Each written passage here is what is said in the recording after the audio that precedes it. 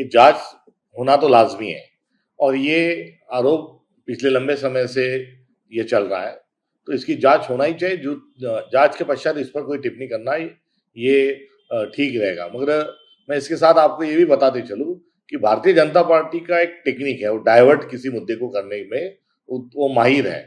राम मंदिर की चोरी ये सबसे बड़ा आज भारत का मुद्दा है और इस मुद्दे को छुपाने के लिए और इस मुद्दे पर कहीं ना कहीं वहां पर्दा डालने के लिए अन्य कोई भी चीज का और अन्य कोई भी घपले का उसके साथ इस्तेमाल नहीं होना चाहिए।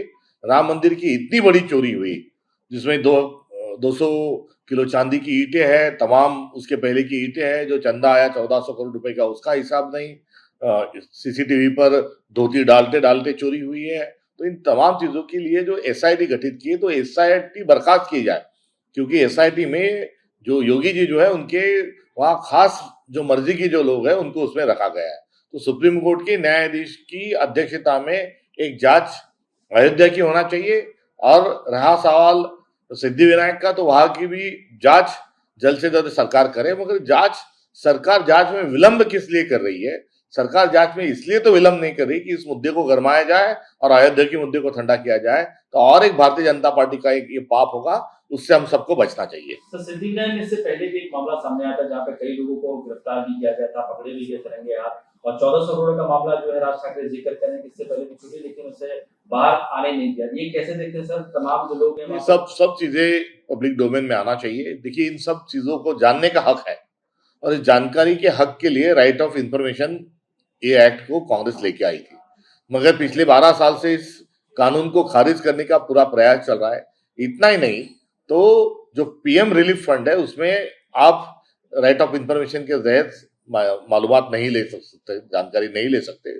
और राम मंदिर को भी आरटीआई की कक्षा के बाहर लाने का काम भी नरेंद्र मोदी जी ने किया था। तो आप छुपा के क्यों रखते हो, यही मूल एक सवाल है। और हमारे देश में जानने का हक सबको है और उस जानकारी से भारतीय जनता पार्टी हमेशा भागते आई है। सर एक चीज ये भी जानना चाहिए कि अभी जिस तरीके से सर राम मंदिर है या फिर अभी सिद्धि विनायक है, अब ऐसे लगातार हमने देखा कि संजय राउत और बाकी कई नेता ये कहने लगे हैं कि ट्रांसपेरेंसी जो है वो कैसे आएगी, तो किस तरीके से सर ऐसा हो कि इन चीजों पर लगाम लगे? क्या देखिए ट्रांसपेरेंसी को लेकर बहुत सीरियस एफर्ट जो है ये मनमोहन सिंह जी के जमाने में सोनिया जी के माध्यम से हुए थे।